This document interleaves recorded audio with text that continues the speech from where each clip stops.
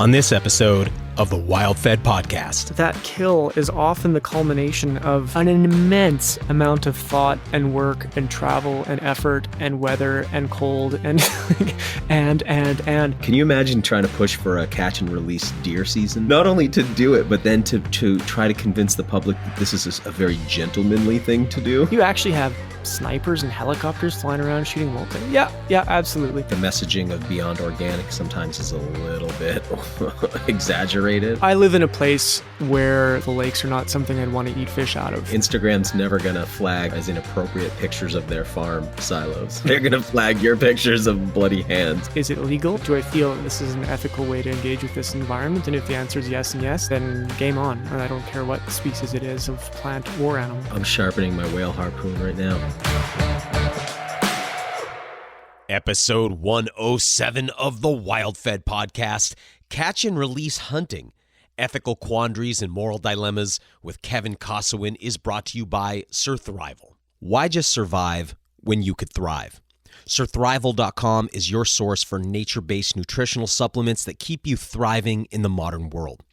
From hormone health to immune support, increased metabolism to exercise recovery, Surthrival keeps you thriving when others are just surviving.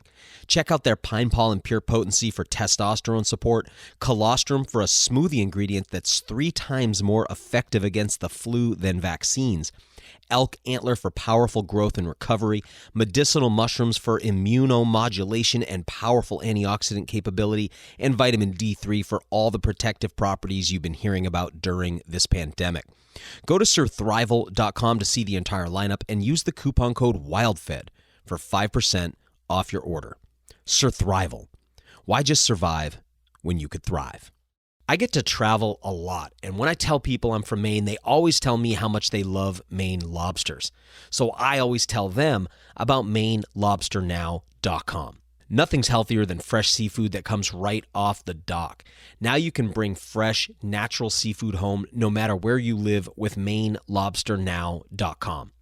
MaineLobsterNow.com ships fresh, live lobsters.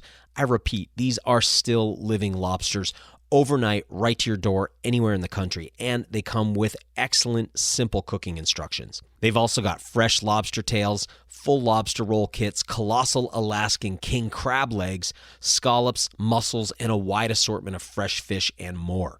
Use the coupon code WildFedLobster for $10 off your first order at MaineLobsterNow.com. Demand more from your seafood and experience Maine lobsters delivered right to your door with MaineLobsterNow.com. I'm Daniel Vitalis, and you're listening to the WildFed podcast, a show about reconnecting with nature through hunting, fishing, foraging, and food. WildFed. Food is all around you. Kevin Kossowan is the creator of From the Wild, a James Beard Award-nominated culinary adventure series about wild foods that has elevated field cookery to a level not really seen before in a TV series. A filmmaker, he's also the co-creator of Les Stroud's Wild Harvest on PBS and Nat Geo.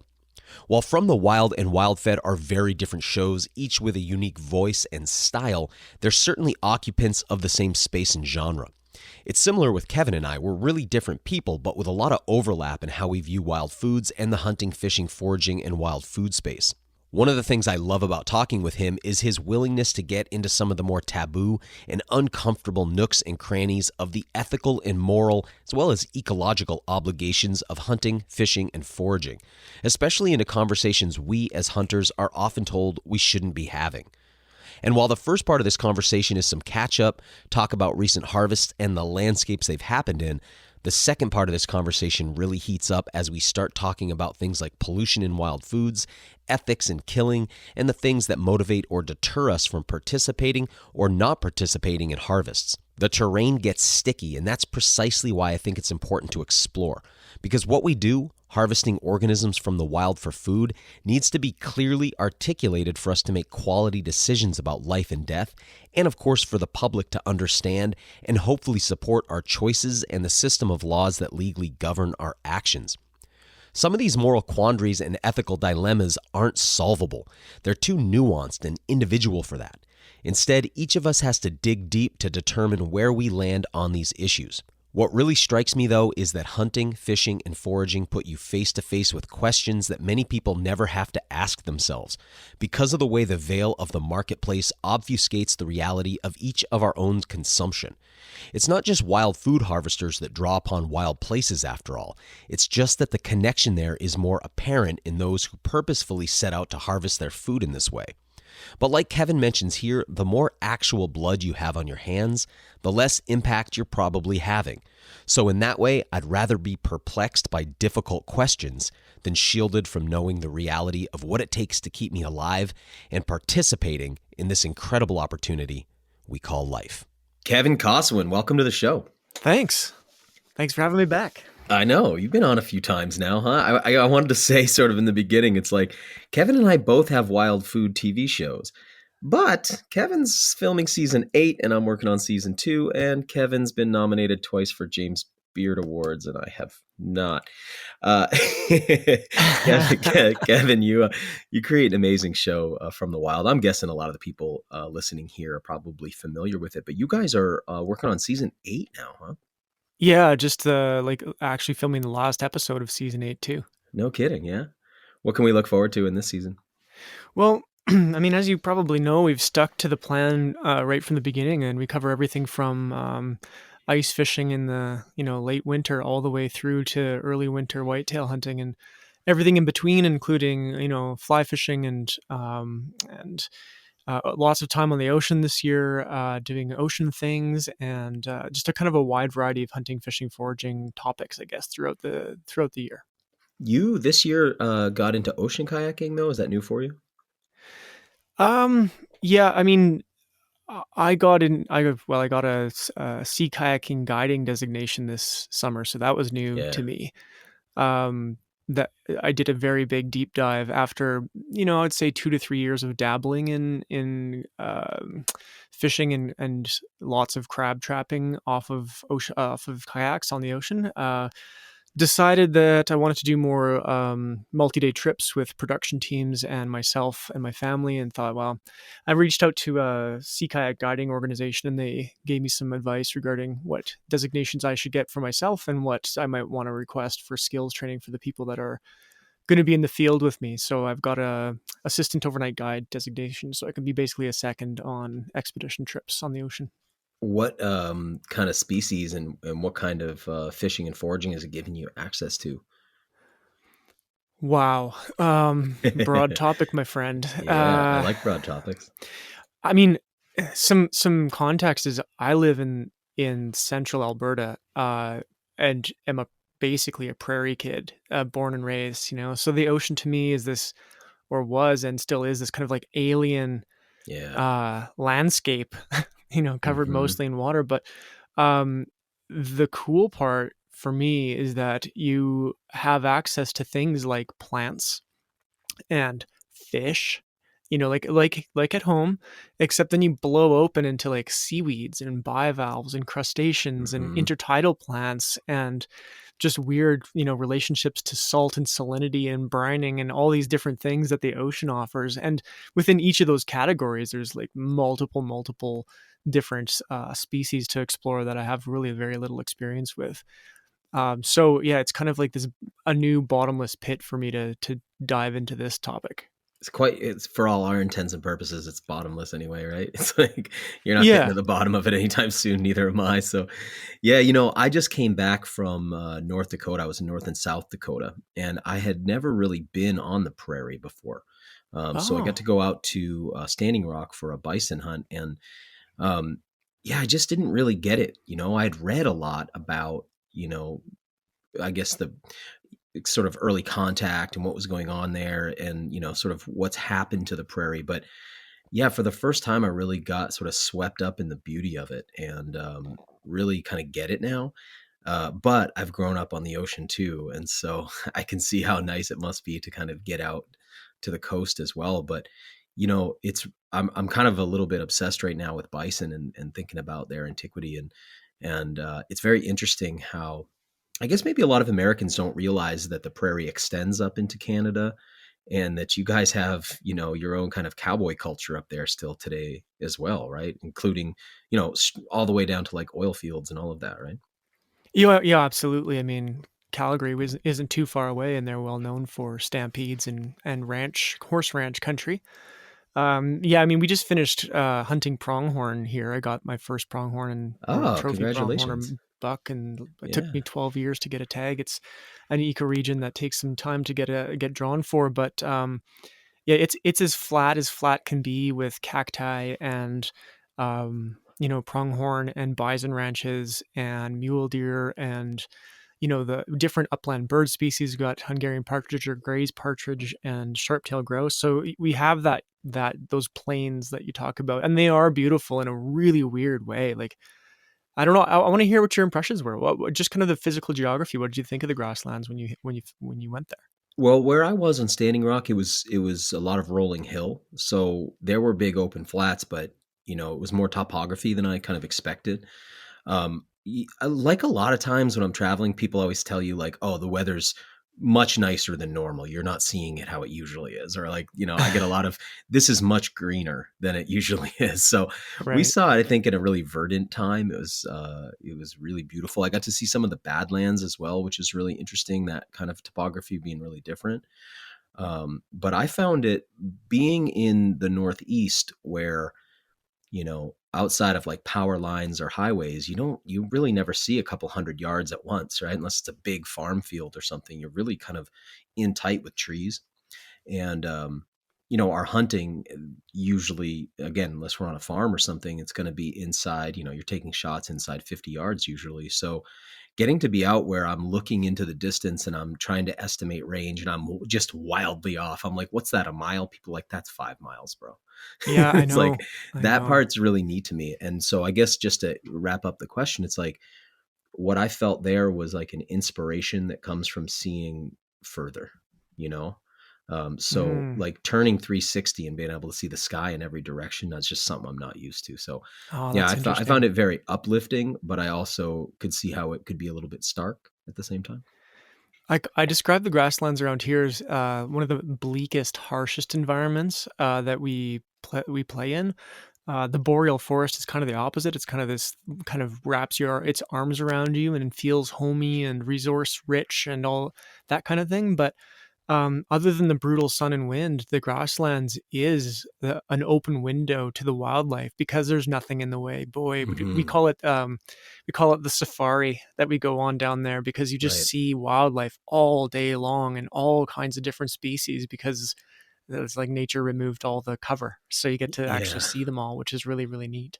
And I didn't really realize you had pronghorn. That you must be at the northern kind of tier of their habitat. Yeah, the I would say central Alberta, yeah, even central southern Alberta would be the northern tip of their range. I kind of want to just take a second. I don't want to assume that everybody listening even knows what a pronghorn is. And for a couple reasons. One is we have listeners around the world. And then another reason being that I think a lot of Americans, North Americans, just aren't familiar. I mean, it's this animal in its own genus. It's got really nothing around here related to it. It gets all these different names, like, of course, antelope or get called goats. They get called goats a lot. Speed goats, yeah. Speed goats, yeah. But do you want to say anything about that animal? Because it is truly something unique on the North American landscape. Yeah, pronghorn. I mean, even in our hunting regulations here, they're called antelope, which is problematic as a common name because they're not even in that family of animals. Right, So it's right. such a great example of how we get those things wrong because we just kind of don't care enough to get it right as a culture. But when I started kind of learning about pronghorn was actually at our bloody museum of all places, and I was reading about it in passing when I had little kids, and I couldn't believe how much of an outlier it was. I had Hmm. assumed all kinds of things about this animal, and then find out that like you said, it's in this completely own. I believe I've read that the closest thing it's related to here is the giraffe. It has no natural land predators that have survived, The so there's nothing Pleistocene that can catch it. extinction. Yeah, Yeah. it's the second fastest land animal on the planet, Is next it to the the second cheetah. fastest? Really? Yeah, Yeah. Okay. and I one thing to look up is how many kilometers it can run at 50 to 60 kilometers an hour. It's something ridiculous. Like it could run for Oh, it miles and can miles and sustain that. miles and miles and miles at a very fast speed. So Right. it makes hunting them a bit not exciting in a lot of ways, because they can outrun you. So they're just not really all that scared of you on the whole. So they're not flighty, which Yeah. makes them Okay. easier to hunt. But they're nonetheless one of the most revered animals that we that we get to play with. One, because they're so unique and so bizarre. They look like they're from a different continent, but also they're just really, really amazing in the kitchen. And that's kind of a widely held opinion amongst most of my friends in the world of food. I'd like to get to that in a second. Get your opinion and your thoughts, tasting notes, I guess. I want to go back to what you just said about the sort of problematic quality of calling them an antelope. Because having just gone out there for a bison, I was with Lakota Dakota people, and they all say buffalo, Yep. and they also say Indian. Ooh.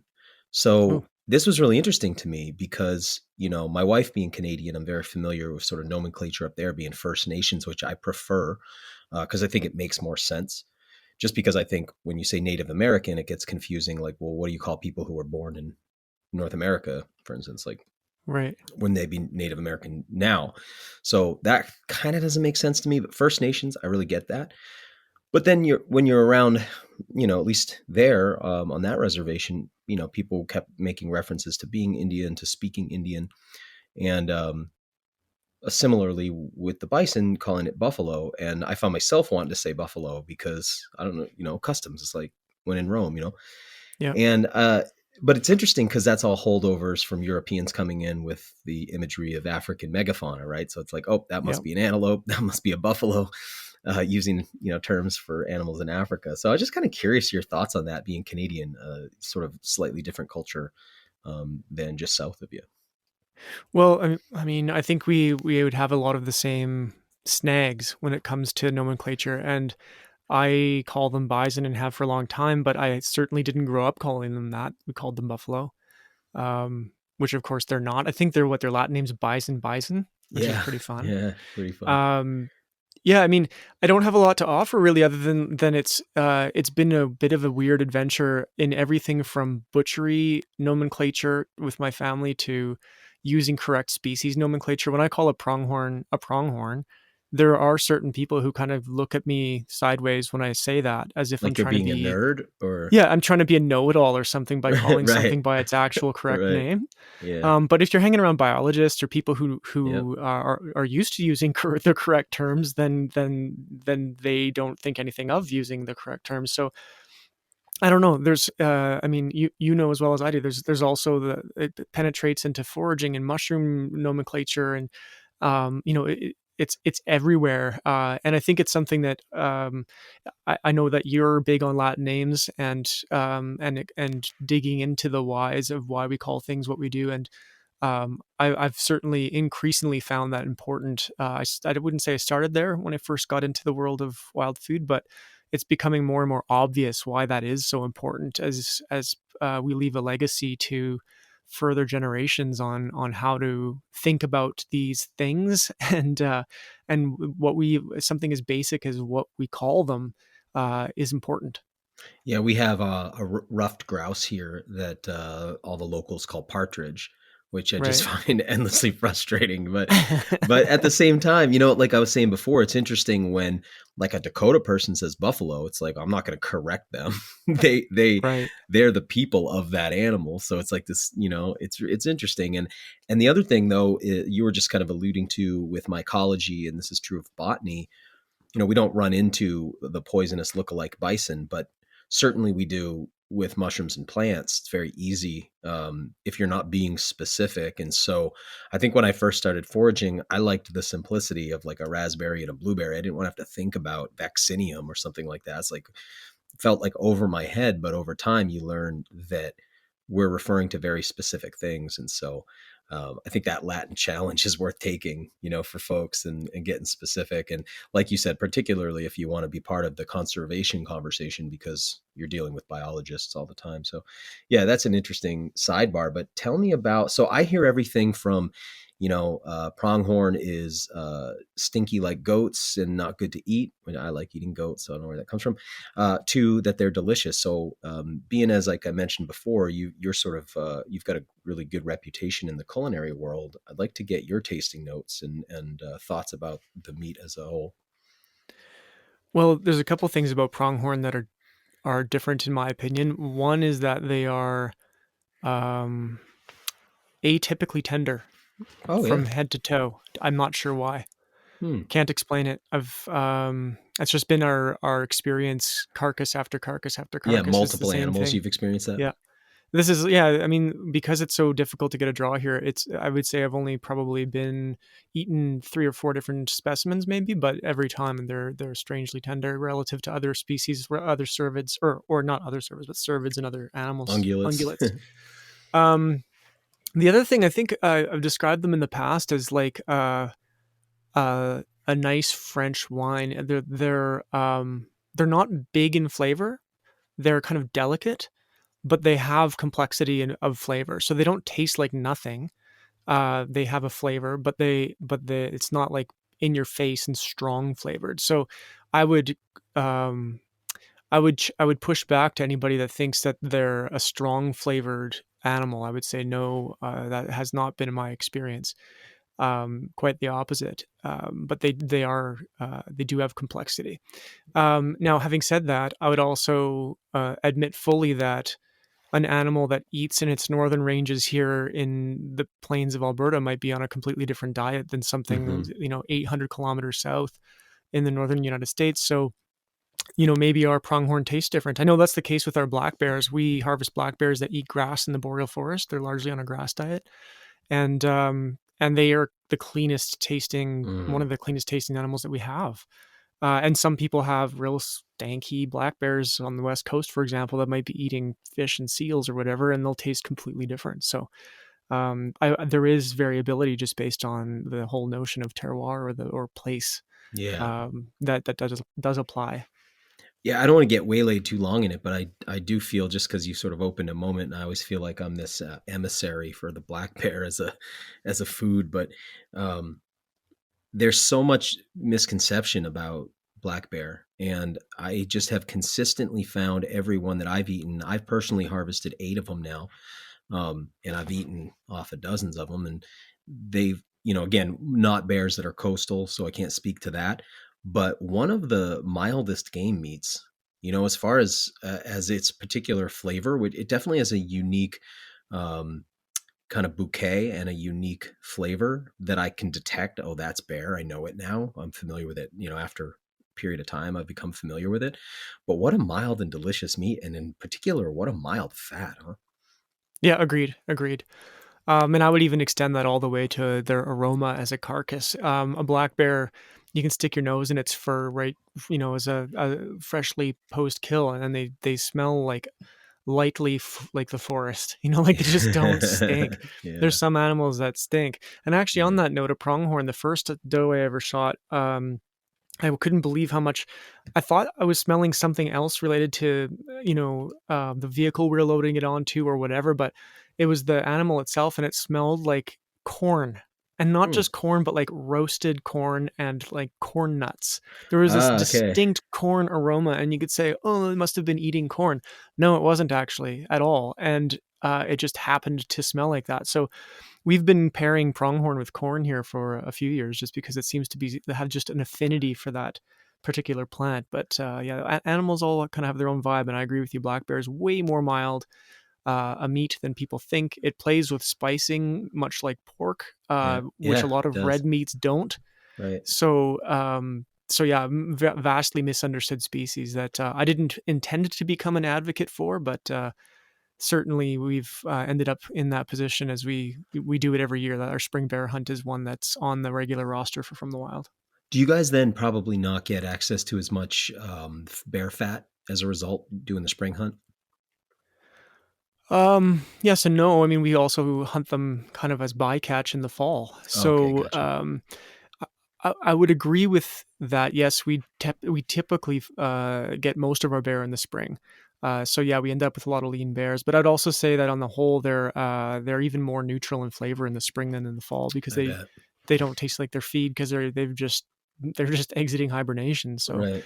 they're a little tougher, and they're a cleaner flavor profile in their lean. And then in the fall, they'll taste a bit more like their feed. And which the worst bear, in my opinion, that we've had was actually feeding on oats, which is interesting. Where No, that's actually our interesting. family, my kids and my wife, detected not really knowing, just having eaten a couple different bears, like, what's different with this one? Because I kind of don't like it.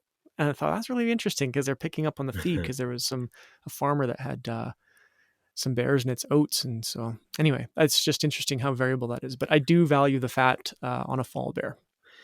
I want to just go back to what you said about the corn nuts. I just happened to yesterday was watching some of the new Meat Eater episodes, Renella's show, and they were hunting pronghorn, which they said smelled like Frito-Lay. Was that Fritos or something? I think they were saying. Oh, And really? it's funny to hear you say that. I always find, and they also mentioned this in there, and I find it with my dog. Like when I first get up in the morning, if my dog hasn't moved yet, I go over there and kind of rouse her, and the smell is Doritos that come off of her. Like I know that smell really well. So yeah, I find Another that funny. distinctive aroma is moose. Moose has a really distinctive smell. The first time I ever shot a moose, I thought I'd screwed the carcass up somehow. This was early in my Yeah. hunting career, because it had such a pungent aroma. And I'd grown up eating moose, but I'd never experienced that. And it just disappears once you've processed the animal. But boy, that's a unique one. So yeah, you'd think living in Maine that I've got a lot of moose experience, but it's such a difficult thing to draw a tag here. So I've only been on one moose hunt, and I wouldn't say I have enough experience to know what you're talking about. I'm curious where you guys are. What's the situation with the moose hunt there, and what does it take to get a tag? Oh boy. Well, firstly, moose is what I grew up eating. Our family freezer had 98% moose content, and the odd whitetail the odd year. So it's kind of all I knew until I was 17 or 18 and moved away from Wow, home to go to university. And no kidding. um, I mean, back then when I was a kid, it was way easier to get a tag. Now it's a little tougher. I wouldn't say because there's the moose population is hurting, not based on the stats that I've read. It's just mostly because there's more hunters, so it's a little harder to get Right. a tag. But you can get a general archery tag for moose every year, even as a Oh, wow. non-resident of the province. You can just come visit and get a moose tag for archery. But for rifle, it's kind of like a 2 to 4 year wait, maybe even a bit more, depending on which wildlife management unit you're looking for a tag in. But on that side, I mean, if there's 2 or 3 people in your hunting party, you don't need much more than a moose for a group of people anyway, because there's so much Hmm. meat on those things that Yeah. it's a lot of yield when you do get into them. Yeah, it can take, man, it's like more like a once in a lifetime, maybe twice kind of a situation here in Maine to get a tag. So that sounds really nice. I might come up there for that that archery hunt at some point. Before we get off of this whole topic, I want to start talking about the sea creatures you've been working with. But um, curious if you have any experience eating brown bear. Nope. No. Any intentions? Um, I'm not averse to it. And we've had a couple opportunities pitched to us up in the Yukon, but it's just not something um, that I would. It's not something I would seek out or travel far for. And I think that's not because it might sound bad or arrogant or whatever, but it's mostly about the fact that I'm still focused on the ecoregions that are around me, and Hmm. we just don't have that here. So I'm just not fixated on it when there's so many other things to learn about. Yeah. Yeah, I appreciate that response. So tell me about you've been crabbing a lot, huh? Yeah, I mean, for 3 or 4 years, getting better at dropping crab traps off a kayak, and then kind of figuring out the where and the when, and how to get them in a way that I enjoy. And so yeah, I've been after Dungeness and red rock crabs Mm. a lot over the last few years. Yeah, tell me more. What have you been doing with them? Um, wow, what have I been doing with them? I mean, again, living inland, when we get the opportunity to just crack them, clean them, and throw them in a pot of salt water, and eat them straight up, that's pretty Hmm. much as good as it gets. Did some fancier stuff with them over time, but I would say if you were to put me in a position, of every year of, okay, it's crab time, that's exactly all I would do. They're impossible to beat in that format. Yeah. Um, What are you baiting them with? Well, man, I was exposed to like use cat food and all kinds of things, and I abhor the idea of using cat food at this stage, having tried it, because it's makes all your gear and smell like cat food, and all of your stuff, everything just ends up smelling like cat food, not an aroma I dig. So my favorite thing is to use the waste from the fish that you're catching, on that trip as bait, and that tends to work just fantastic. The only snag I would say is trying to find something that is kind of stinky and will attract them from afar, and then something that will keep them there. So if it's too soft and accessible, they'll just eat and take off. They can get right out of your trap. Yeah, well, yeah, I guess so. I mean, I use a typical, kind of fold down trap. They do have doors and such, but they can escape.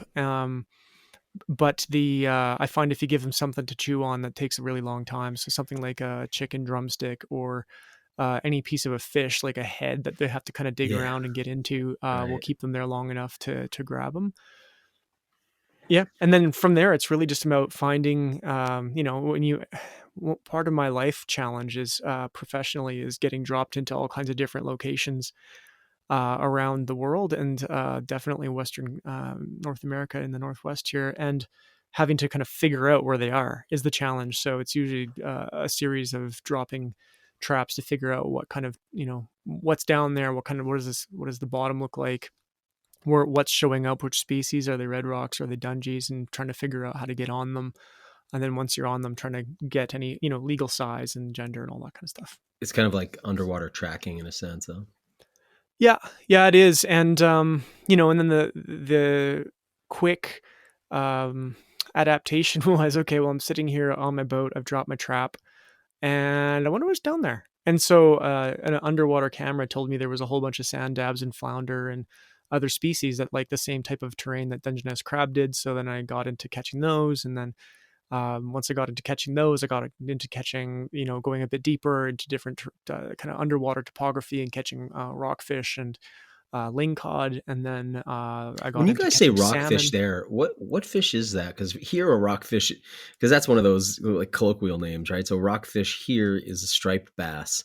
Is it out there? Is it like a bright red colored fish, orange red fish? Well, what a great question.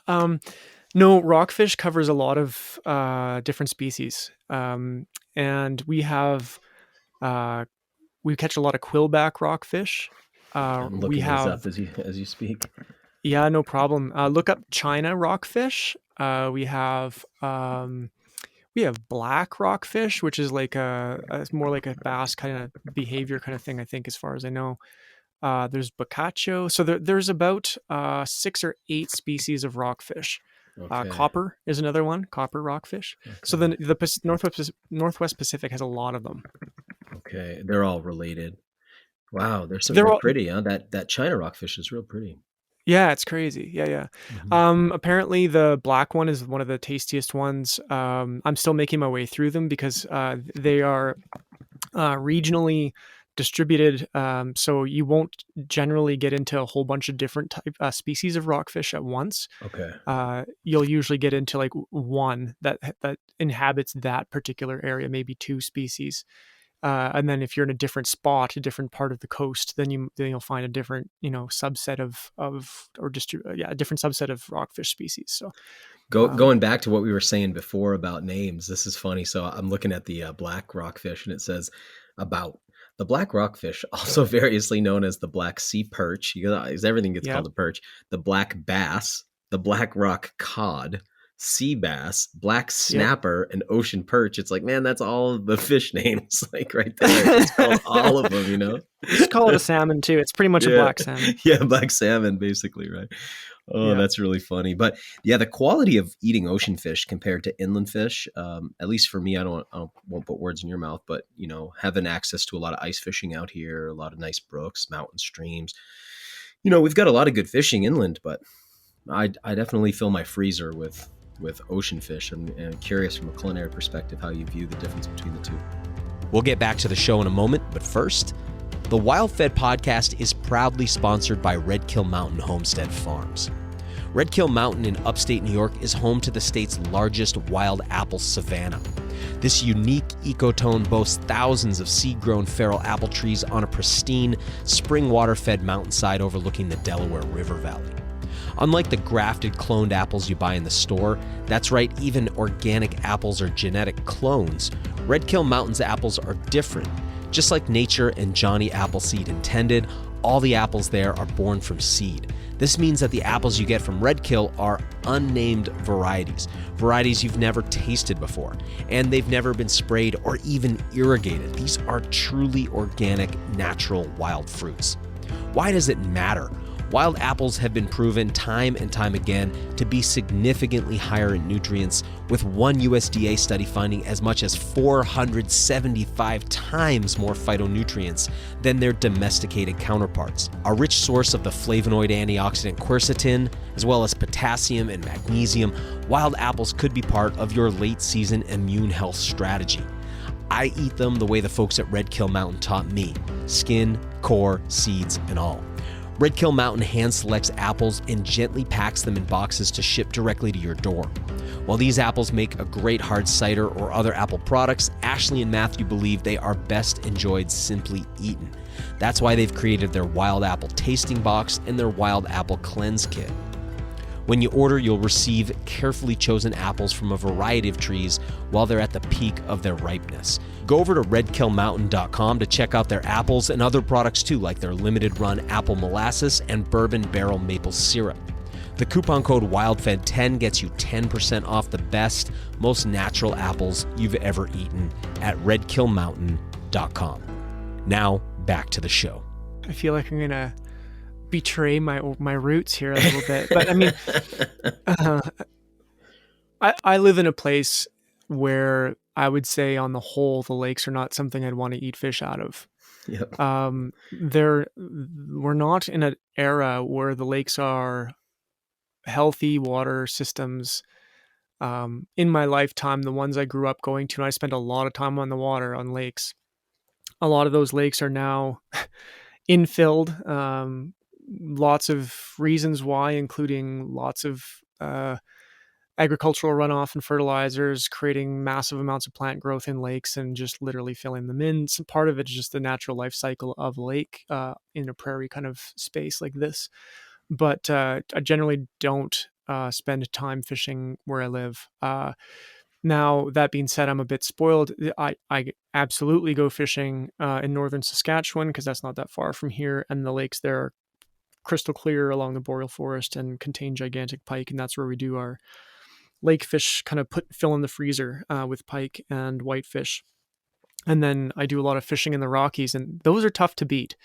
The little brook trout out of the Rockies are pretty way up there. But having said that, give somebody a piece of lane cod or sablefish or a piece of Chinook salmon, and it's like a different league of fish. Yeah. So culinarily speaking, you're spot on that the ocean remains like the place to really explore fish.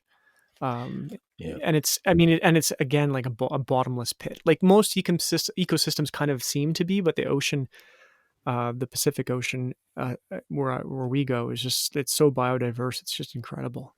Yeah, there's like the solution to pollution is dilution thing going on there for sure. It's not like the oceans don't see their share of pollution, but I mean, comparatively. And so I'm in the same camp as you. When I go up to northern Maine to fish, I'll bring those fish home and put them in the freezer. I'll eat those fish all the time. If I'm up in the mountains, I'll catch brook trout here because the mountains here are pretty clean. But otherwise, I almost can't be bothered to really fish, around this area inland. And it's a thing that it's funny. I don't see it talked much about in the. Yeah, that's interesting that you and I are both in the same. I mean, I'm not surprised that you and I are on the same page there, but kind of am, that your situation is the same. And I agree with you. It's a conversation I would say I've never had with anybody about, like, do you even fish in the inland lakes? Like, nah. Yeah. Well, it's weird because the fishing community still acts like that's not an issue. I mean, sometimes just seeing the accumulation of, in our state here, Maine is starting to very gently starting to tap on this issue of the soft plastic lures. But but you'll see these piles in the bottom of the lakes that are just like really shocking, the amount of fishing tackle that's down there, just all that like leaching rubber and stuff. It's just pretty gnarly to me. So yeah, I mean, part of what I'm always trying to tell people, but it's like, it's hard. I know you'll understand this. It's like, I don't want to disrupt this beautiful trend that I see happening in wild foods. But at the same time, I think the messaging of beyond organic sometimes is a little bit exaggerated.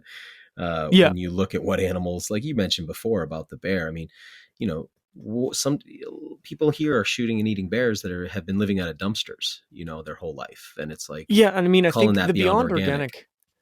The beyond organic idea to me would offend a lot of organic farmers I know.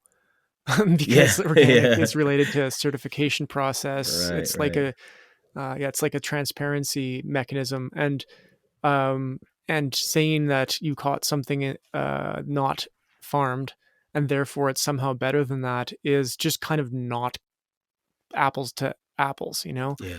And I don't disagree with you. I mean, the heartbreaker for me was when I found out that they spray cut blocks up here, the forestry cut blocks, with glyphosate after they cut them and replant them.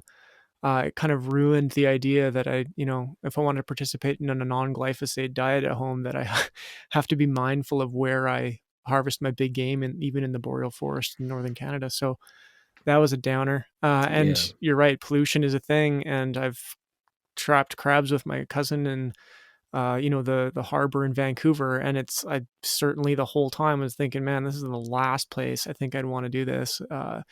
And so I'm probably the same as you in that respect, is kind of the cleanliness of the environment, how undisturbed that water system or forest system is, ranks pretty high up there in kind of where I spend my time and why.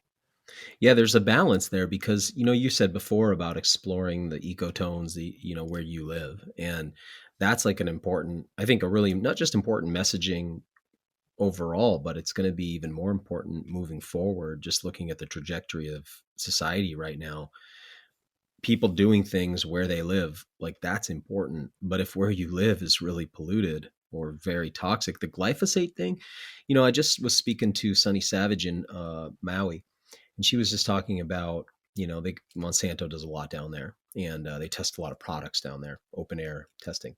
And there's this weird thing going on with conservation groups, particularly around invasive plants and glyphosate. It's like they are using glyphosate constantly in the, I don't know what you want to call it, the battle against invasive species. So, here an example would be Japanese knotweed. And so that'd be one of the solutions, is like glyphosate's one of the big tools in their tool belt. And you would think, coming from conservation, that would be that would be like your nuclear option, not your go-to. Yeah. But unfortunately, it's really hard to know what's been applied to the landscape, especially when you come in as a forager. But then I worry about it becoming so elitist. Like if those of us who are really hip to this, like we only forage in the cleanest places. Well, now we're back to, lots of travel, lots of fuel to get where we're going, exploiting environments that aren't where we live, and all these kind of not things. Knowing our backyard. Yeah. Yeah. Not knowing our backyard again, it kind of brings us full circle back to kind of what led a lot of us to do this. But also starts to make it seem inaccessible to people. And I often have a fear, again, I'm speaking from the American conservation model, but I think it's pretty similar, the US and Canada, on how they both work. And if people aren't participating, we could lose a lot of the incredible opportunities that we have. So it's like, I don't want to dissuade people from participating, but I want people to have realistic ideas about what the environment's like that they're getting food out of. Yeah, you bet. I do the same, especially when I'm leading foraging walks around the city here. Certainly have to provide people some context around pollution and just, I mean, I guess there's this assumption that something in the city, foraged in the city, is somehow going to be more polluted than something out an hour away from a city. And as you know, that isn't necessarily the case at all. It kind of boils back down. It's very analogous to me to this discussion around local food, which was a term that became really popular about a decade ago. and I now really don't like that term at all, even though I was like the poster child for it in Alberta for a number of years. Yeah. But mostly because the idea that something is local doesn't make it better. Inherently, that doesn't describe its qualities other than proximity. Right. And the same could be said for, pollutants and cleanliness of ecosystems. I can find you some pretty nasty stuff out in the bush too, if you wanted to see what pollution looks like, or in other countries, it's just everywhere. So I am with you. I think it's an interesting point. It's something that I fully believe that if people don't care about that level of pollution, or maybe if they do, if they're actually foraging in their own city, maybe they'll actually talk to the city horticultural people about what they're spraying, and maybe they'll object to certain practices that might compromise a food resource that they value.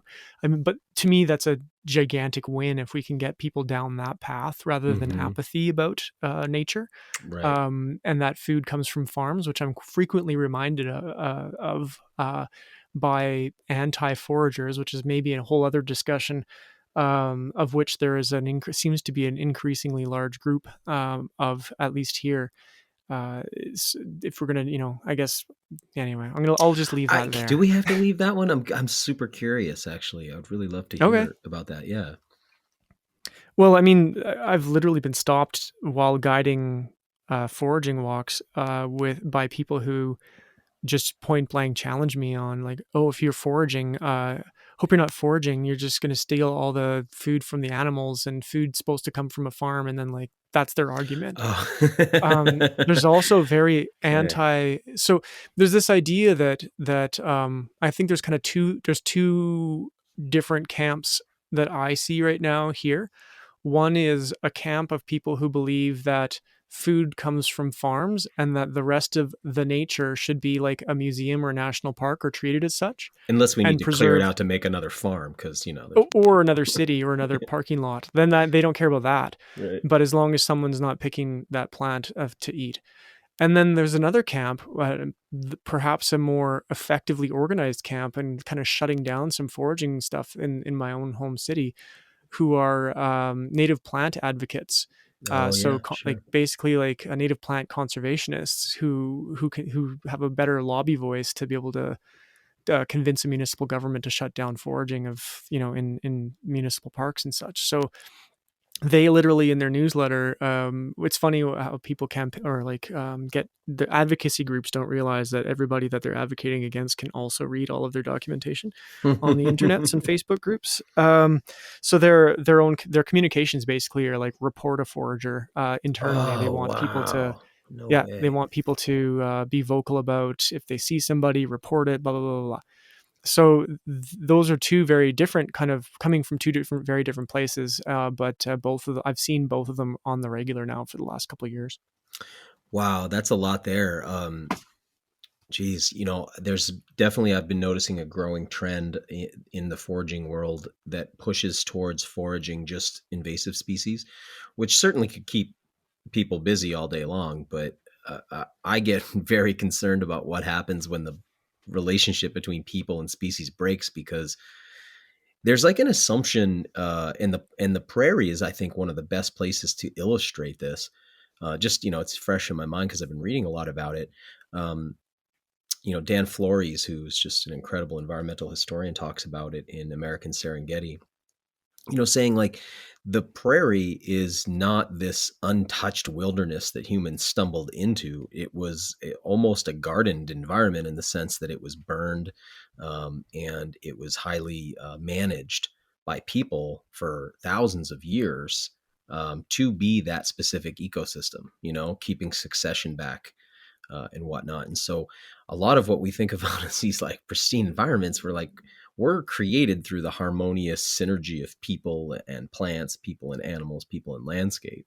So yeah, it's really scary to think about not being able to touch native species, because in some cases those native species need us. We've run into this here in Maine with our wild rice, where folks have reported the ricers, and then the state feels like they have to step in and restrict the ricing, and it's like the ricing is spreading the rice. So they have it in their mind that everything's like a zero-sum game, like it's a bank account that's being pilfered. Like you're going in and you're taking the rice, and it's like, yeah, but we're planting rice by taking rice. You can't separate the two. I can't get all the rice in my canoe. It falls down in and it plants itself, it seeds itself. So any thoughts on that? Just sort of the role foragers play, even maybe not today, but traditionally. I mean, we've been very important historically to the plant communities that we do have. Well, firstly, the idea that an introduced species or an invasive species isn't at some point a normalized species in that ecosystem, and therefore a air quote new native species. That's a slippery slope to try and wrap your brain around. So to me, I hate speciesism in food. Like that one plant is better than another plant to harvest, or one animal is somehow more ethical to kill than killing some other animal. To me, that's BS. It really it requires a far broader, zoom out macro look at an ecosystem and go, does this harvest I'm about to do leave this ecosystem healthy and moving forward? And if the answer is yes, then give her. That's my personal philosophy on that.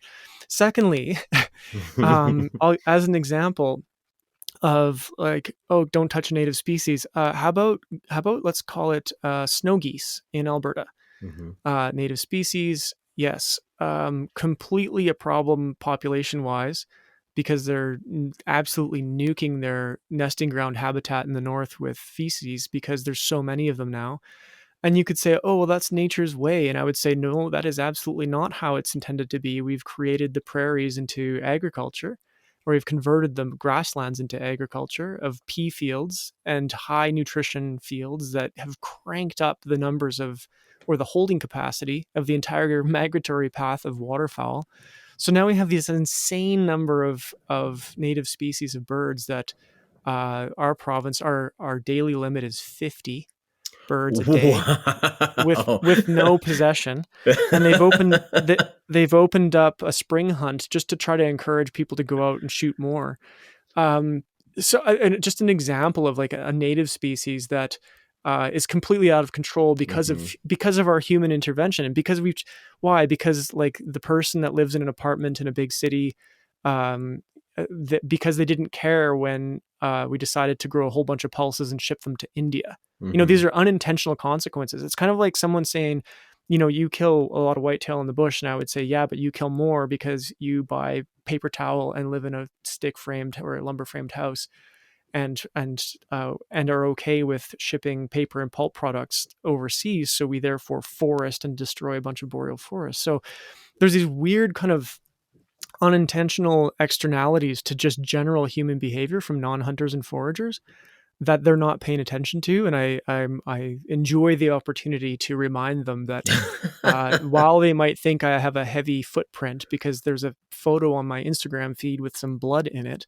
that there's possibly and probably more blood on all the non-hunters' hands based on how they have kind of unintentionally okayed the behavior around our ecology. And again, that extends from everything from, like I said, from the boreal forest and logging and to all the way to agriculture and how we grow food, and then disrupted the entire waterfowl system. So anyway, can go on for hours on. Well, it's just so nuanced, and it's like Instagram's never going to flag, as inappropriate pictures of their farm silos.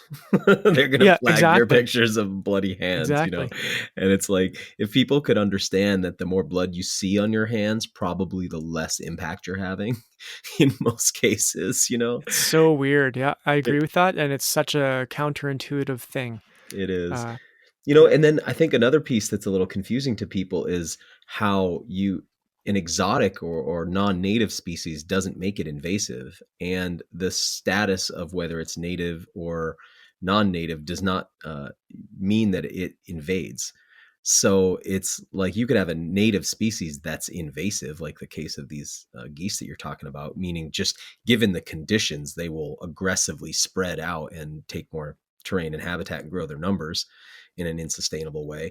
Or a species can come from somewhere else and not necessarily make much of an impact, even though it shows up. So those two things aren't the same thing. And I think people get that confused. And, but I will say, on the topic of invasives, I was just in the Everglades in Florida where the pythons have, I guess I just didn't take it seriously. I had read, and I'd had people on the show told me that, up to 96% of mammals were gone in the Everglades because of pythons. And I thought, like, that can't really be true. It's really true. I mean, it's a desert. It's really, really scary. You can be going around the Everglades on the canals by boat, getting up onto the hummocks with headlamps at night in the dark. You will not see a mammal. You might see a bird or two, but otherwise everything's been eaten. And there's just pythons eating alligators at this point. It's pretty scary. Yeah, I was going to ask, what's next? Yeah, that's crazy. That's it. They're eating the alligators too. So, that's a case where it's just like that perfect right species for that perfect right habitat, and nothing can stop it when the species around are naive to like a super predator.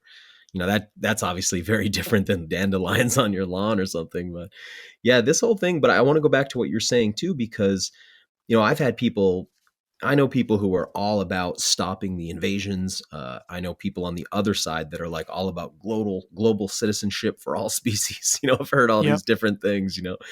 And the obvious weird thing is like, well, what about people? And again, going back to our original conversation, it's not like you could say, well, because that's another confusing thing about saying, for instance, Native American, where it's like it implies that there are people from the Americas, but it's like, not really. There was no people from the Americas. That's pretty, even though those dates are continuing to get pushed back. I think last week, 2 weeks ago, there was a pretty awesome find. I don't know if you saw that. There's like a footprint that's 20 something thousand years old found in the US. So that pushes the date back from that 14,000 years thing that we've heard for a long time. But still, people came out of Africa. So there's no people from here. So it means that, human beings in North America are exotic. And I think by all accounts, pretty invasive. So there's like, it just gets very tricky and weird. But if you just leave it all alone, that kind of gets problematic too, Yeah. I mean, I think the broadest idea I can offer is that we assume, or some of us, or lots of us, have this fundamental assumption that nature stays the same. Like we have to preserve it, or we have some responsibility to preserve the state of a particular ecosystem or a continent. And the actual facts, which we have a hard time wrapping our brains around because of a relatively short lifespan, is that those don't stay the same. Nature doesn't stay in one state ever. It's constantly in a state of change. It's a verb, right? Not a noun. Yeah, exactly. So this idea of like, we don't touch that forest because that forest needs to stay that way forever, actually has, like you said, consequences here. One of those consequences is fire.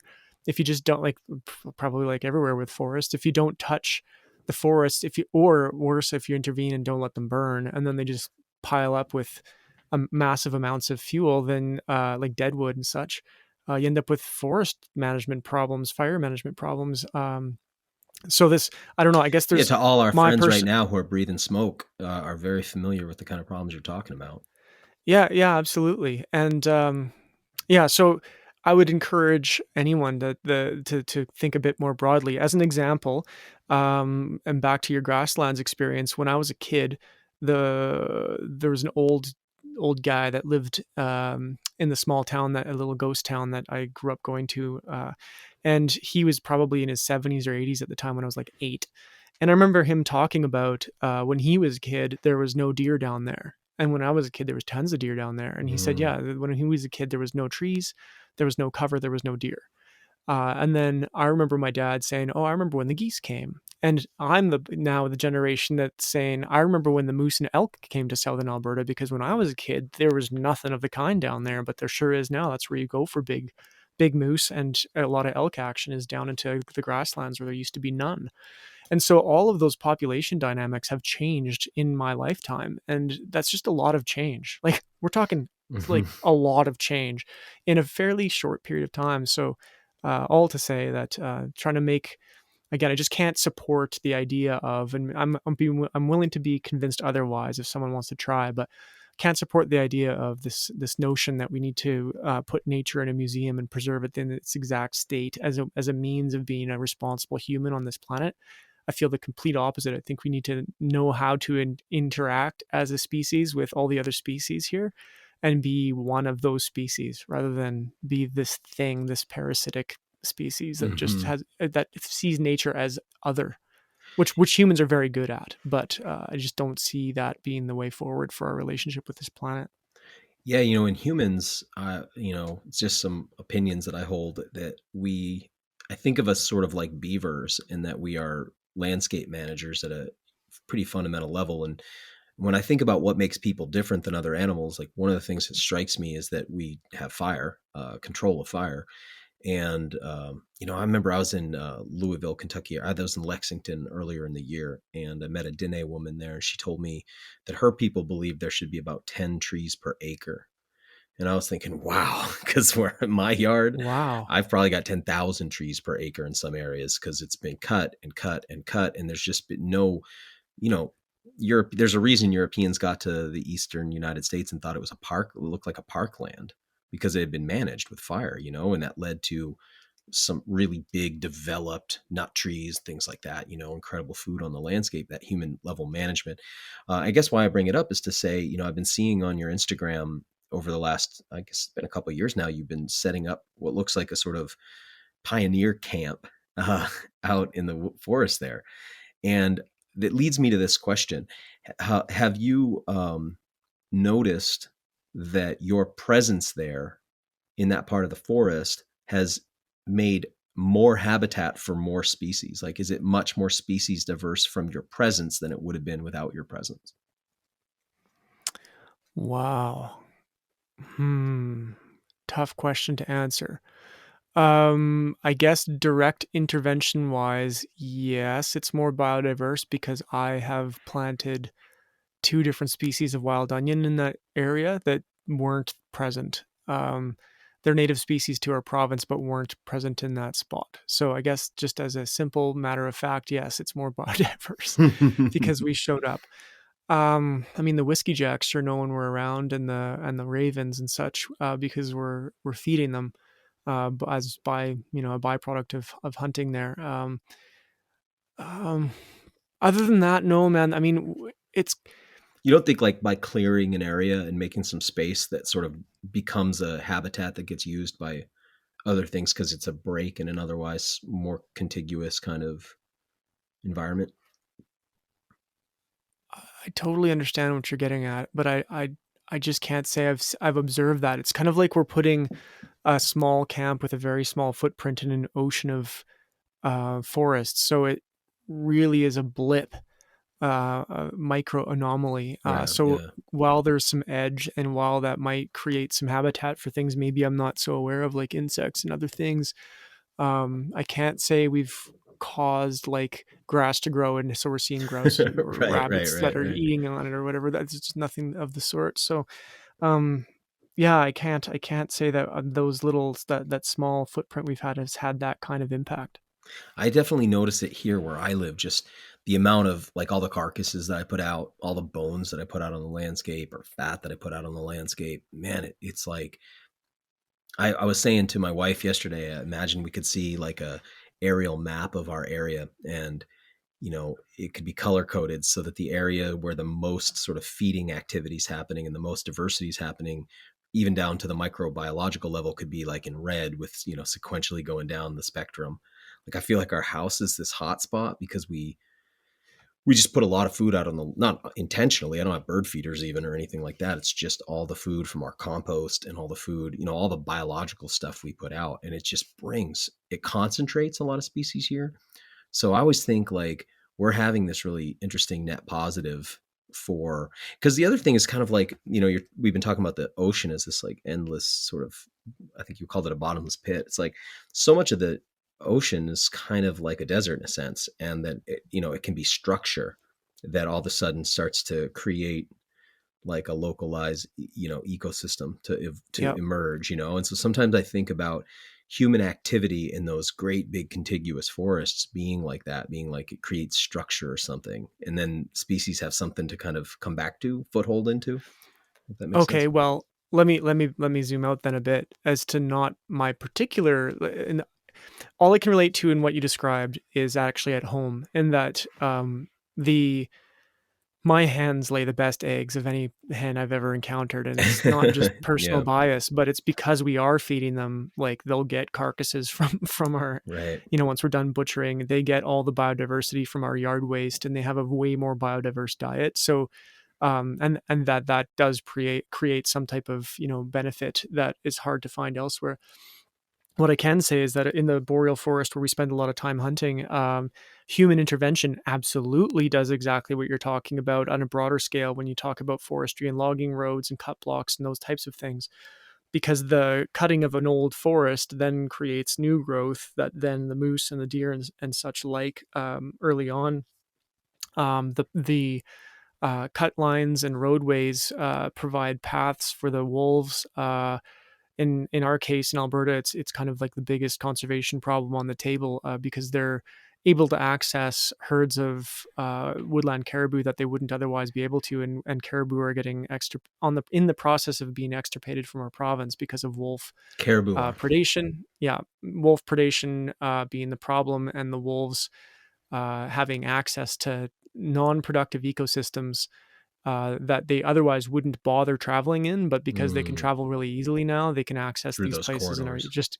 are just eating the caribou. Were the caribou were the caribou there before, when wolves were also there, or Yes. you know what I'm driving at here? It's the humans have created The access problem? points to them. Yes.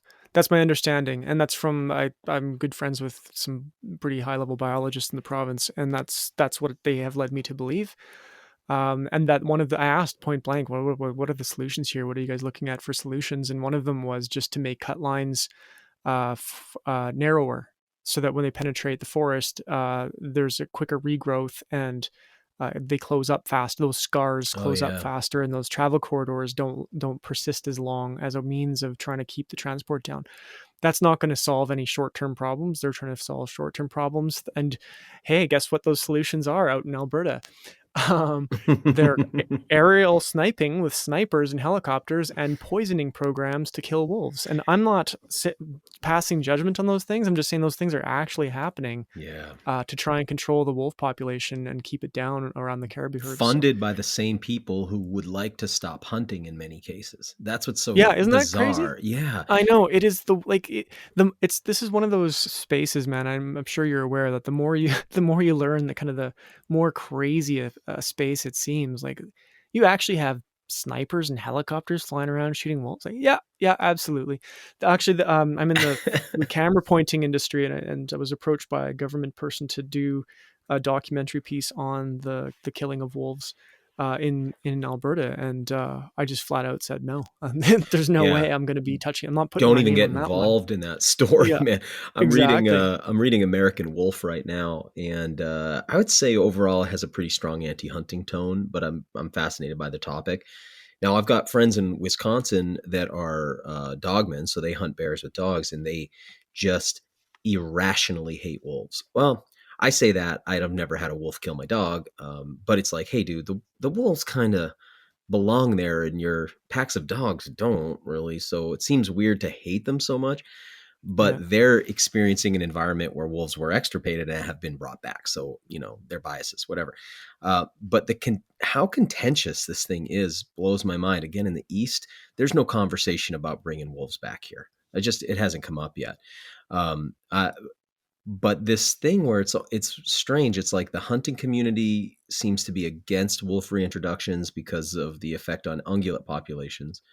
The folks who want to bring wolves back don't want there to be any hunting of wolves, but then it leads to what you were just saying, these weird methods of control, which in some ways are more brutal and off-putting than Yep. just having a hunt. I don't even know. I have no opinion except that in my heart of hearts, I believe wolves should be on the landscape here, So I guess, do you have any thoughts on the whole thing? Well, just firstly, I don't disagree with you at all, and I think it's strange that public information in Alberta on wildlife management includes like the bycatch from poisoning programs. So they actually list how many like magpies and ravens and weasels and such they Wow. poisoned while they were trying to poison wolves, and that just isn't kind of public. It is public knowledge, but it's just not on the cultural public radar, or they don't care. Like, I don't quite understand how those dots don't connect. for people, but I also don't understand and can't relate to the nihilistic approach to coyotes here. I don't understand why people are so obsessed with just shooting and leaving them when they serve a function on the landscape. And it's a whole culture, a whole subculture of coyote assassination that goes on. Yeah. And you'd have a hard time ever convincing me, I think. And again, like I said before, I'd always be willing to be challenged on it. But the idea that an ecosystem shouldn't have all those layers to it, from the insects eating the dung of the animal to like the top layer of predation, and everything in between. I think that's one of the points I love about the food exploration, is that all these ecosystems that I spend time in are so rich when you learn how to open your eyes to the things that are there on offer. That to make a case for the elimination of any piece of that ecosystem seems actually quite silly. And I just don't get it. It's sad too, because then eventually, when you have to reintroduce, sometimes you have to reintroduce from a bottleneck in a species, and that's just so unfortunate.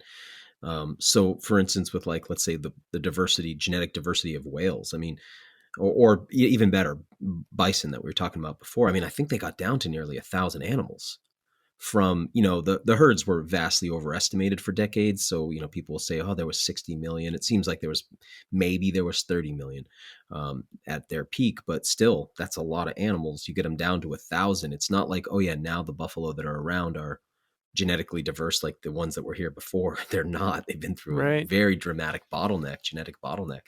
That's really scary.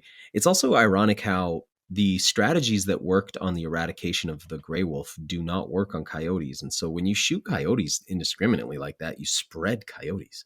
And that's just, Dan Flores really does a good job in Coyote America on this topic, just explaining why an animal that was largely restricted to the desert Southwest is now in every city in North America, because they've been spread everywhere through the attempted eradication program. But then on the flip of that, I don't know if you've heard this thing, but like when wolves basically require a pack, but coyotes can live as individuals, as couples, or in small groups. And when you hear them calling, they're calling census and taking stock. And if the numbers are low, the females go into estrus and they'll have bigger litters. And so the less there are on the landscape, the more they spread. And when they do that, they actually go out to new territory. So it just causes them to spread across the landscape. So it's like people hunting them definitely aren't having a very significant impact on them. That's for sure.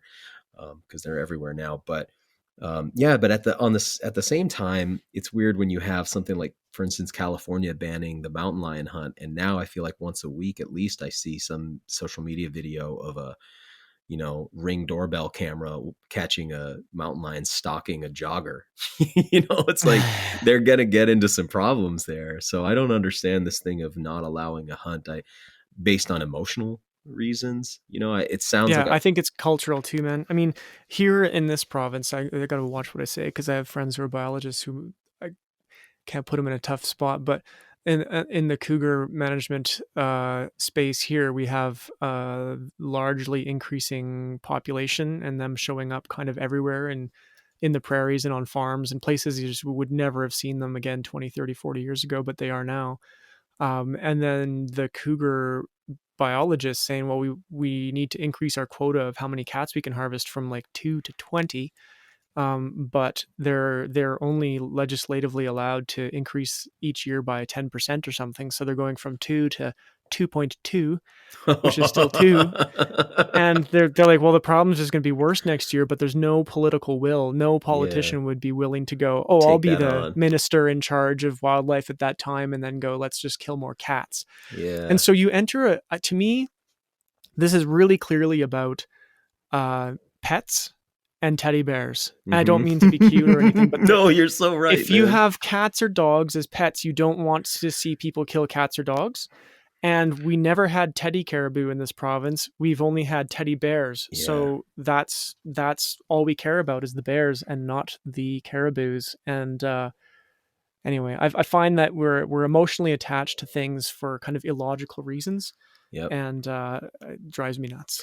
Well, and when you look at reintroduction, that reintroductions that go on, there's a big push for the reintroduction of large predators, but not really for their prey animals. So it's Interesting. another strange one. It's like, let's reintroduce the wolf. I'm like, yeah, but elk were spread all across the continent, not just in the mountains. Or, Yep. hey, caribou were much more widespread. We had them here in Maine. We do not now. Really? Oh yeah. I guess so. Oh yeah. We have this really interesting story here because the first Maine guide, we're very proud of our guide legacy here, but the first Maine guide was a woman. They call her something Flyrod Crosby. Can't think of her first name. But she killed the last caribou. There was she happens to have killed the last one, and so there's this interesting thing because there's like the first guide was a woman, so we like really celebrate that. That's really this cool part of the story. But she kind of killed the last caribou. That's not so cool. We have this funny relationship to the story. But regardless, yeah, we had caribou here. I don't see anything about reintroducing caribou. And like you said, for some reason, there's this charisma to these large predators. I feel it. I mean, I look at a grizzly, I look at a bald eagle, I look at a cougar. It's like there's something very inspiring about that. But it doesn't, if we introduce them, we need to make sure that they have sufficient food to drop on too, but it just doesn't seem like there's as much interest from, the sort of urbanites who tend to be, I guess, funding a lot of these things or pushing for a lot of these things. And so I think, and what you said about people's pets, there's like the dogs and cats part. And then there's the, like, they also don't want their dogs and cats to get eaten by these things. So it'll be interesting to watch how all this plays out over the coming decades, but your thoughts on management, because to me, I guess where I stand is like, I'm personally okay with there being, if it's truly managed by the biologist and the science is real, because sometimes it seems like it's not. I get a little confused by this part. But if there's good scientific management, I'm okay with the harvest of any species within the limits that are, what's the term for that? Compensatory mortality. Like, I don't have an issue if they're like, hey, we're going to allow 3 sperm whale a year to come out of the Atlantic. I'm like, good to go. If people are like, but they're so intelligent and emotional, I'm like, I'm still okay with that. So are pigs. Pigs are intelligent and emotional.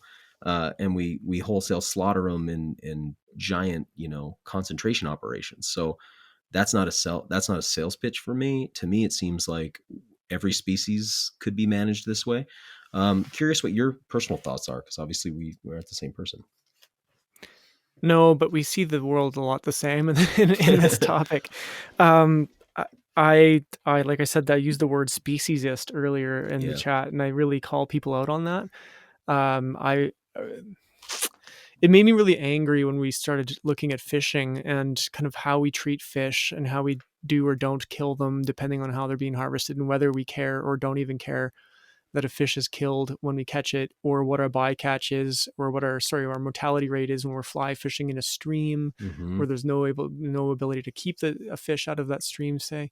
And then the idea that somehow a fish is less important or less good, or we need to have a different ethical killing ethics foundation around that than we do around a rabbit, and that we might feel differently around killing a baby cow, like a calf, differently than a rabbit, and like you said about the whale, and then on and on and on and on and on. And to me, it made me kind of back up and go, wait a minute, how is any of this different?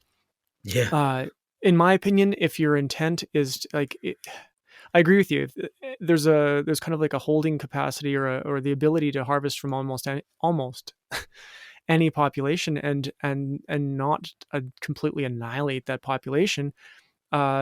Agreed that has to come from information coming from biologists and not from coming from the court of public opinion.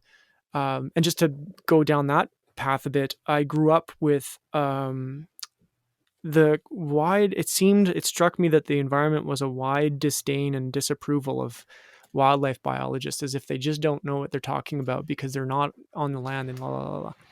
And they should talk to more farmers, and they should listen to more hunters, and on it goes.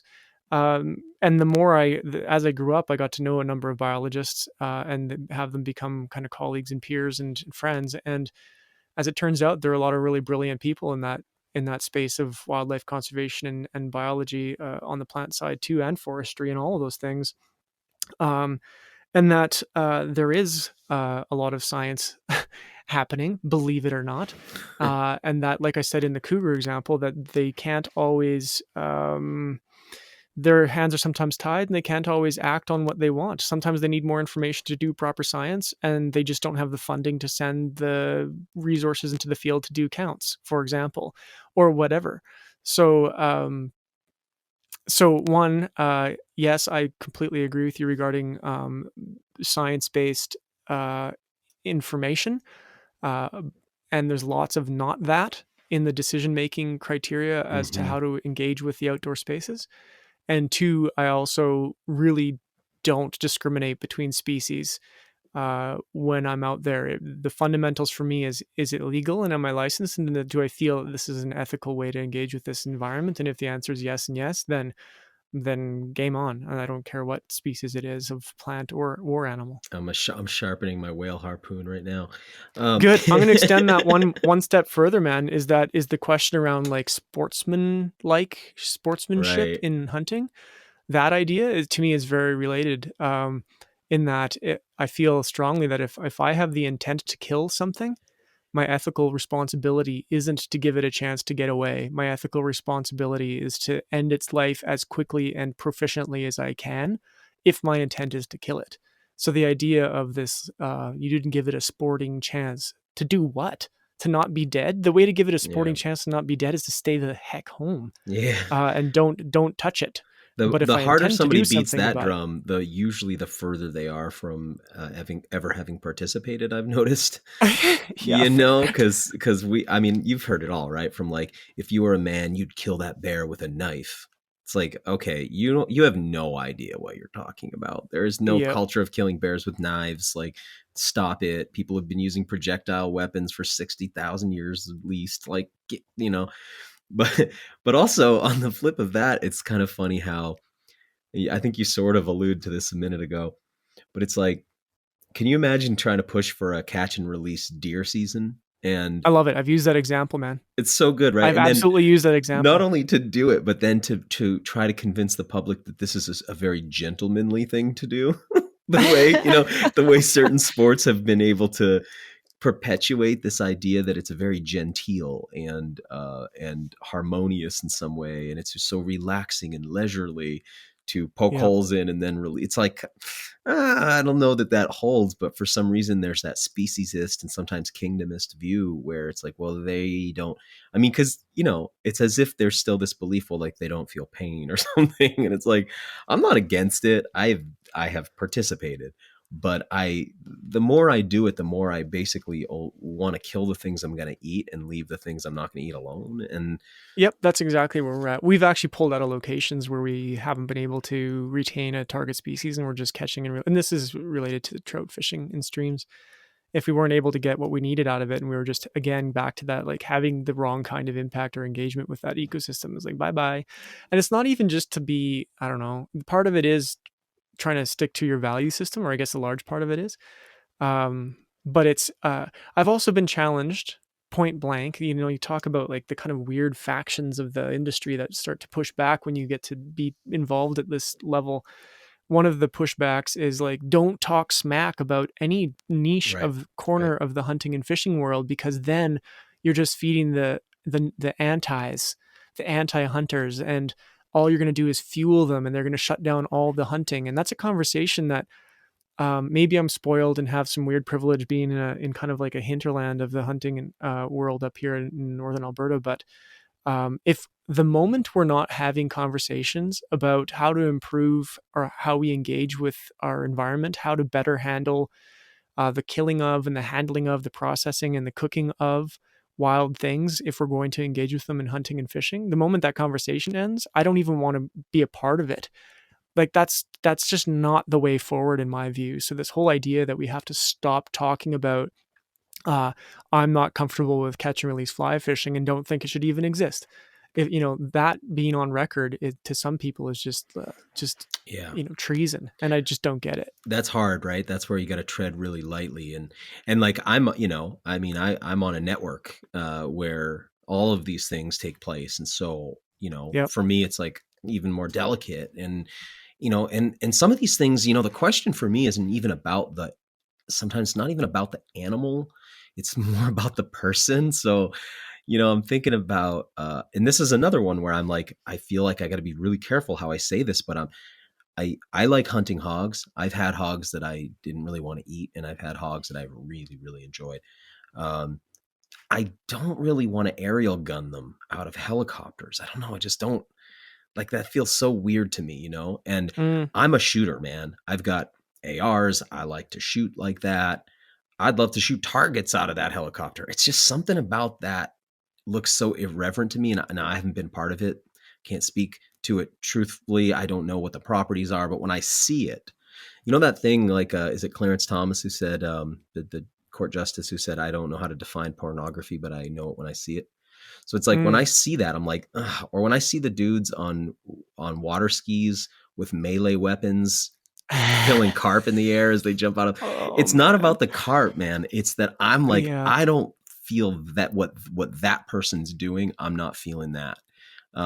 It's kind of like, I remember friends coming back from Southeast Asia being like, yeah, in Vietnam, I paid $5 to throw a hand grenade at a cow.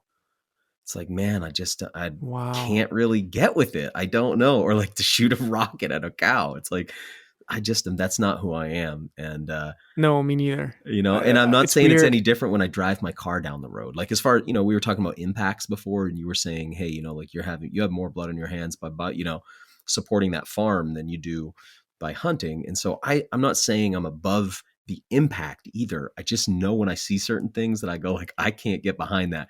Now I'm not putting fly fishing in that same category. It's like a huge spectrum, and everybody got to pick where they want to be on it. But yeah, there's just, for me, the eating thing really helps to put things in perspective, I think. Yeah. I mean, I don't even know where to go with that. The idea of, it's so funny because I spend a lot of time in the agriculture side with one of my closest friends owning a slaughterhouse. So there's lots of talk about animal handling systems and what even an ethical kill is, and how to do that responsibly, and like who should be doing that role and how it should be done, and all these kind of discussions. So it's not a very difficult jump into the how do you want to ethically engage with wildlife, but I didn't even think that somewhere on this planet there's people throwing hand grenades and shooting. I did know about hogs with machine guns. That's, to me, as a Canadian, that's just like unbelievable. I can't. We are that naive, weird culture up here. Yeah, I believe they're using semi-autos, just to be clear, but even that is just crazy. It's wild, right?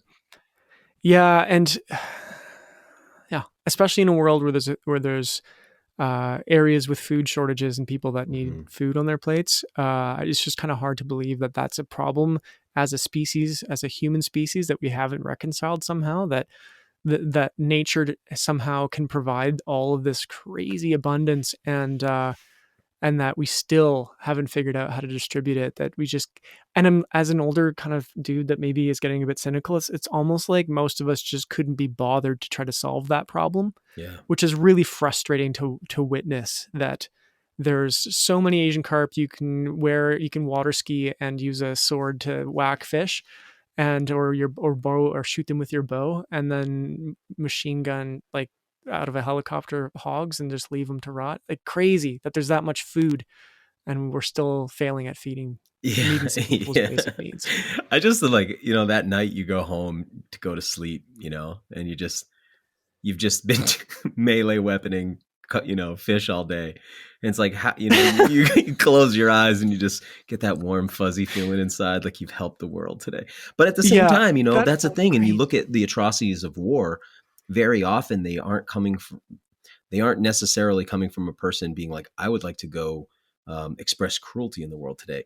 It's that they've become convinced that they're helping something. And so, I think a lot of times people are like, these hogs are a real problem. These carp are a real problem. And they are. I mean, I understand that, but it's just like, you got to get in touch with that still small voice inside yourself, I guess, and, do a little check-in. I mean, it's interesting because there's this part of the hunting world where that sees itself as not just stewards, but like very focused on ethics. And then there's this other side of it where almost that couldn't be further from the truth. And so, yeah, shoot them up. yeah. And I mean, on that note, man, one of the kind of themes that poked out of season 7 of From the Wild was this whole idea of accepting other people's approaches within our own group as we kind of entered a year of COVID production where it was super tight. We had like 3 guys. We had like my friend Jeff that owns a slaughterhouse, so is very used to killing of the things, and that's kind of what function he performs very well in the field. Kind of me, who's Mr. Ecosystem-based harvester guy, who's just as happy to forage a cool plant as to shoot a deer that day. And then my buddy John, who's a traditional archery and fly fishing guy. And so we really had a lot of conversations and almost, frustrations around like, oh my God, the traditional archery gear is just not achieving any outcome. I'm like, yeah, but that's okay, because he doesn't need as much meat, and exploring all these other reasons of the why you do it, and acknowledging that why I engage with the outdoors and hunt and fish and forage is possibly or is different than yours, or different than any of my friends or peers. So I'm trying to be more accepting, or trying to learn to be more broadly accepting of people's approach and how they want to do things. So for some people, if it's, I want to sit in a tree stand and shoot a big black bear, that was one of our big conversations this spring, is hunting was tough. And the guys were arguing, hey, we should just set up a bait and get a bear in. I'm like, nope, not me. And it really boiled down to just a personal values system, not much different than what we've been talking about, but also around like, I'm not going to become a better hunter, in my opinion. Let me rephrase this. We could have set up a bear bait and then brought in the least experienced hunter in our entire group and just parked them there every day. And then eventually she would have shot a bear. And then that would have made her a good hunter on her Instagram, but really would have taught her nothing. So for me, I thought I would rather take action that every year that incrementally makes me a better hunter of whatever species or in whatever ecosystem I'm engaging with. And that's how I would like to engage with nature. But again, zooming back to the conversation but that does not mean that there's something wrong inherently with the baiting of anything. If there's a population to support it and it's legal, then give her. But if we push on that for long enough, it gets weird, because it's like, well, how are you catching those crabs? It's like, yeah, putting bait down there, and how do we catch our fish? Like, I agree. Because as a bear hunter in the Northeast, like, we do a lot of that kind of hunting, and it's like, that's the way people get bears here. There's like a 3% take. Most of it's just chance encounter. It's not that people are good at stalking them or anything, but yeah, then I look at how we catch fish, and it's like, we're back to that thing. Well, are fish different because we catch them with bait on hooks on these little traps? And I'm not saying that there's anything inherently wrong with baiting. To be honest, I've had the same conversation in my own head about like baiting deer in Alberta is illegal. Yes. Oh yeah, that's terrible. I can't do that. You can do it in Saskatchewan though. yeah, across that border. Yet I'll sit on a particular alfalfa field that I know that the deer are coming into on the regular and just feel so morally different about that somehow, as if that's not baiting the deer. Yeah. And which it is. And so, yeah, that's a murky space. And I think it really kind of boils back down to, trying to do we apply the same kind of morals and ethics to all species? The answer is no. And I think at some point you have to do the moral check-in with yourself, not with you or I, but with whoever is sitting listening, and also somebody that engages with the outdoors, to do a check-in with themselves to say, what do I feel okay with? What do I think is a meaningful and responsible way to engage with nature, given the relationship I have with it, and what do I want to learn and do and form as part of my life history and memories as I engage with the outdoors to acquire my food. Those are the questions I think that need to be asked. And like you kind of mentioned, I think it's a slippery slope starting to get you into the like asking of meaningful questions when you start to stop and ask yourself, what do I want to get out of this? What am I trying to achieve here, rather than like, I like going hunting. Well, so do I. but there's reasons I do it, and there's lots to think about in that space. So anyway, yeah, and I think it can change. I'm trying not to be too preachy, man, because it's like it's so easy to come off as like, oh, you guys you're gonna take all this moral high ground and know everything about everything.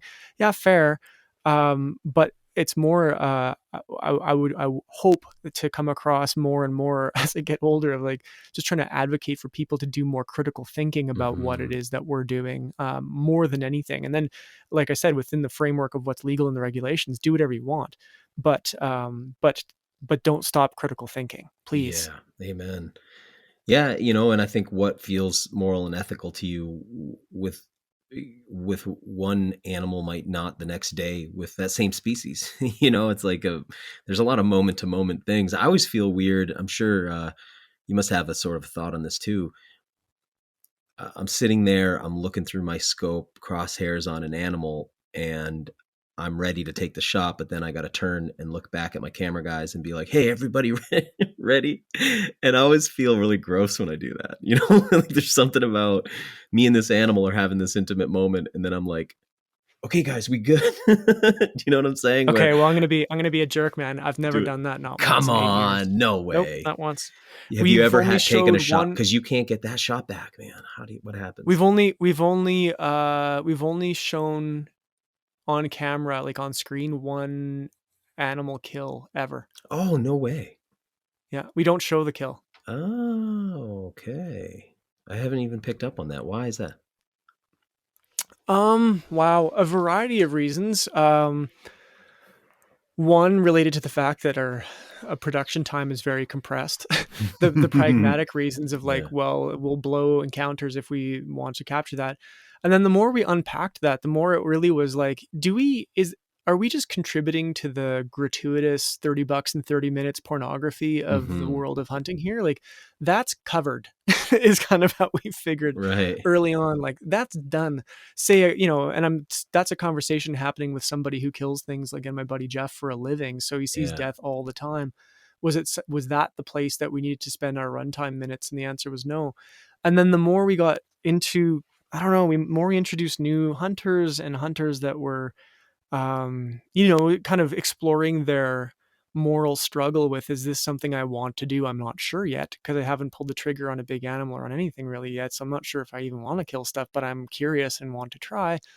Then you're kind of giving away that really intimate moment. Very intimate moment between that animal and that person, and specifically related to that animal. So, once we had that discussion around that, it's kind of a private thing, and there's a lot of other coverage. Again, we should be spending our time contributing in a different way. There's a lot more story to tell, that's for sure. Less on the killing. Yeah. Now, having said that, I think you, as a storyteller, fundamentally break the story arc for some people. So I can guarantee you we've lost audience because of that choice, because they want to see the nature of the hunt, the ecosystem, the hunt, the kill, and then the food. So that story arc, I think, makes more sense to people. I've always been a bit more abstract in my storytelling, and I'm okay with leaving pieces of the puzzle not there for the viewer to go, what just happened there? The episode I just released is some beautiful drone footage of the fall Athabasca River Valley, and then the next shot you see is an overhead of a deer dead on a cut line and me walking into the shot. So those like the whole episode starts with not even a hunt. It's just actually just like something died, and now guess what? Then it's a field dressing scene, and then it's, what are we going to do related to hanging and butchering of this animal, and what's the dish that's going to get made while we're in camp with that animal? So that's what the episode ends up being. So again, I'm not passing judgment on how you're approaching it at all. Oh, I don't feel judged at all, man. I think this is good. I think this, yeah, I don't mind if we disagree on some of this stuff, because we're in such murky territory. It's like, I don't think there's a right answer to a lot of the questions we're asking. No, and especially when you're talking about a creative production project, man. Exactly. So that can be anything from like, it's like the porn side of the $30 and 30 minutes to like the the overly romantic storyline plot that maybe doesn't go anywhere is confusing to the reader, which is maybe from the wild sometimes. And then there's the actual logical story arc, which is probably closer to what you're doing. So I don't think that as a creator of something that there's like a wrong way to do it if you're clear in your brain about the why and the why. And it's interesting because there's this no judgment. There's this piece about for me, there's this piece about killing. I'm fascinated by it. Like for me, that moment, that's the peak moment. One of the peak moments of life for me is the killing part. And that's like this really taboo thing to say, because you're supposed to say, oh, I hate the killing part, but I love the meat part, or I love the hunt part, or I love the nature, but I don't like the killing. That's what I have to do to get. I'm like, well, sign me up, man. I can do it all day. There's something there, and it's not because of hatred or lack of love or appreciation. It's because it's the most intimate thing. It's so powerful, that moment. I feel like vortexes open up into other dimensions or something. I mean, it's, how it's a strange moment, and what happens in your body and mind in those moments is really wild, I think. And so I find that part interesting. But I also sometimes think about how removed everybody's gotten from killing. But then I also see this other part, which is that if you show it, people are so removed from it that they don't always understand that moment, and they see it in a negative light. But it also makes me think about what you're saying, the porn thing, because it's like, man, there's a crucial shot in porn, Yeah. And if you don't have that, people feel like kind of they got robbed of something too. So there's a lot. Yeah, I think one of the difficult parts as a content creator, and that you could relate to, is that that kill is often the culmination of an immense amount of thought and work and travel and time in the field and effort and weather and cold and and but in a 22-minute show, it happens at minute 8, and so the viewer doesn't really understand the months or the years that it took you. Like, I'm working on a whitetail episode now that I'm working on intel from years of work of learning about an ecosystem that I'm only now in spots for these whitetail bucks that I can access because of the yards I put in prior. And that's hard. That will never come across in the episode I'm about to shoot. It would be something that someone would have to observe over the course of the series. But I think it's tough. And I don't know. I'm gonna circle back to that idea that I don't want to pass judgment. I don't want to be seen as, oh, you're too cool to show a kill shot. No, we've done it, and I get it. But I do think that one of my big beefs early on in the production industry was this need to spell everything out for every viewer, for everybody, all the time. It really drove me nuts, and I really want to give the viewer more credit than that, and that they don't need all the I's dotted and all the T's crossed. You mean like, because sometimes it'll be like arc, where you need to have the part that's like, now we are going into the kitchen, like where exactly, all that stuff. Like, there's I don't know, maybe there's it's just a creative personal preference around like the idea, the notion of observational documentary versus producing a formatted television show. They're pretty different. You haven't ever really, my impression of your show is that you guys you just haven't really compromised on your art, which is, it's thanks. That's pretty awesome to see. Well, that's correct. And I only was that was only made increasingly evident as I worked on the last couple of years with a different series, the one I'm on with Les and Paul. Les Stroud, and it's on Nat Geo and PBS, and especially related to PBS. Oh, congratulations on Nat Geo, because when we spoke last, I believe that wasn't part of the equation. It was PBS right, yeah, before. Thanks. Yeah, Nat Geo Asia is where it's at, and it's on the Food Network, whatever that Food Network is in Scandinavia too, in Norway and Sweden and such. So that's cool, man. The what that highlighted though for me was how actually documentary From the Wild was, how creatively free we were. There is no filter to what we can say or what ideas or topics we can challenge. And I can truly show anything. I can make an episode as murky as I want, for the viewer. Like, problematically challenging to even understand what's going on is okay for an episode if somebody's in for a season, and some of the shows are like a little bit easier to get their brain on, and then some of them are a little more creative, artsy, weird. Yeah. I'm really valuing that freedom, that creative freedom, now that I'm doing work also in that level of broadcast that has a big thick playbook of things thou shalt and can and cannot do. Yeah. So From the Wild really does remain in that kind of free creative space, which I'm really grateful for. You're the control group in a sense. Yeah. You know what I mean? It's like, that's really cool. I really appreciate that. I gotta say, I've been, with Outdoor Channel, they've been awesome. Like we haven't run into any of that stuff where it's like, you can't do that. You can't say this. You can't do that.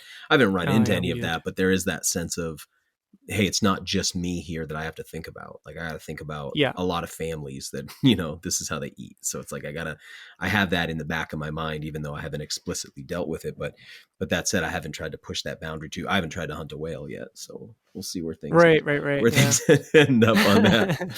How is that? I guess I want to wrap up here in a minute, but how's that show gone with Les? And was he very experienced in foraging, cooking stuff before, or was this new territory for him?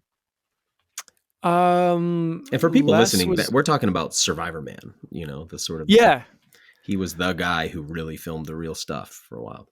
Yeah, I really have learned about the impact Les Stroud's work has had on people as I bump into people that know that I work with him closely and am close friends with him. So I get a lot of questions about, or I get a lot of comments like, man, that guy, I watched everything he made and it completely influenced my entire life. So I've heard that a number of times. So he really did make a dent. Regarding how experienced he was with foraging, I would say quite a bit, but never from a culinary standpoint, meaning he'd put most of those ingredients that we've explored in his mouth at some point, maybe 3/4 of them, let's say, as a rough estimate, but only as I need to not die this week, so I'm going to eat this, and that almost all of the chef's creations were like, I'd say a good 95% of them were pretty mind-bending for Les. Just that what can be unlocked from those ingredients when you put them in capable hands. And I would say almost more importantly than the capable hands is the time to play and explore with ingredients is really becoming something that it's become obvious how important that time is. So when you have 2 or 3 days to play with rainbow trout and fiddleheads, you can come up with some cool stuff. If you have to do that in 1 hour, if you just had to do it at home for dinner, you'd do it differently. But when you get the 3 days to play with ingredients, it really does lead to discoveries and making dishes that you just otherwise would just never make the time to explore. So I'd say that about Les is he had lots of experience, certainly tons of experience outdoors. When he, pre-Survivor Man, he was taught edible wild plant courses. He was a canoe guide in Ontario. So he had spent his summers guiding multi-day expeditions on canoes. And then in the winter, he ran dog sled teams way up north. So that was kind of how he spent his time and made a living. And then he was involved with much music for producing music videos after that. So that's kind of what led him into the TV industry. Anyway. The show, how's it going? Neat guy. The show, how's it going? Oh, great. I mean, we just wrapped up season 2. Good. And it's done. It'll be on PBS this coming year, releasing, I guess, in the spring. And and everything's gone smoothly. It's interesting to be on a team where you start to get your groove on, where you're not trying to figure things out so much anymore as to how to refine it and kind of be in the zone that really works for for the creative team involved. So it's nice to be at a different stage of maturity on that project where we're not trying to figure all the things out and we just kind of can enjoy it a little bit more. It seems like the space is expanding really fast. I was talking to Lori McCarthy, our mutual friend up in Newfoundland, and I know she's got a TV project going. Our shows got picked up for a second season. And just a lot of other folks telling me about, they're either close or just signing deals. And so it seems like there's just this huge demand right now for this kind of media content. And, I think that's a good thing, but are you noticing that as well? I mean, it's funny. I saw Ranella was celebrating season 10 when I believe I'm going to get this wrong. Someone's going to correct me for you just to annoy you on your social media feed. Can't wait. When From the Wild was released, I don't believe Meat Eater was on Netflix yet. So there was really kind of no content. No, that's only been a couple of years they've been on Netflix.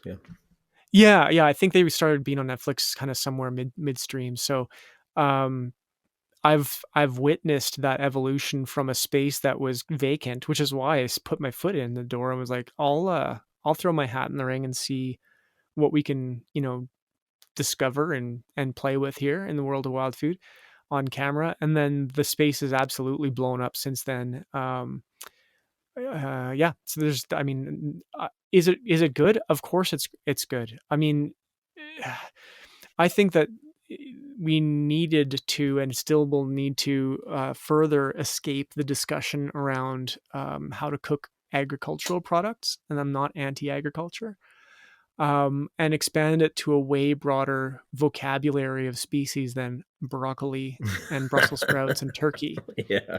And into all kinds of different species that we need to understand. Why do we need to understand them? So that we have a different relationship with those species, in a different relationship with the ecosystems that they inhabit, solely for the purpose of maybe giving a crap more, so that we can actually care about those spaces and not to conserve them and put them in a museum, but to better understand how our place on this world. Again, I mentioned the other.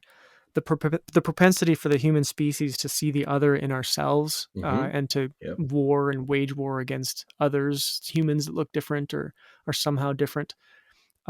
We do the same on many, many fronts. And I don't think we should see us as somehow different or separate or other than nature, or the earth. So that kind of constant process of how do we improve, how do we be better at being human on this space. Laurie McCarthy absolutely has, has a voice to offer on how to do that. As do you, as do I, as do many other people. So I think there's the richer the community gets, I think the better our food culture will be, and our culture in the whole hunting, fishing, foraging space will be, and the better we will be in general as a species with engaging with the outdoors. Awesome perspective, man. I echo it. Tell people how they get your show, how they follow you, all those kind of things. Yeah. Easiest way to follow us is, I suppose, jumping on Instagram, and From the Wild CA is the Instagram account. You can follow me at Kevin Kossowan also. And then the show is on video on demand, and always has been, I guess. It's on Vimeo. So the website's the easiest gateway to that. So fromthewild.ca is how you'd find the show. Kevin, been an awesome conversation, and I didn't expect the terrain that we went into, but I'm really glad we did.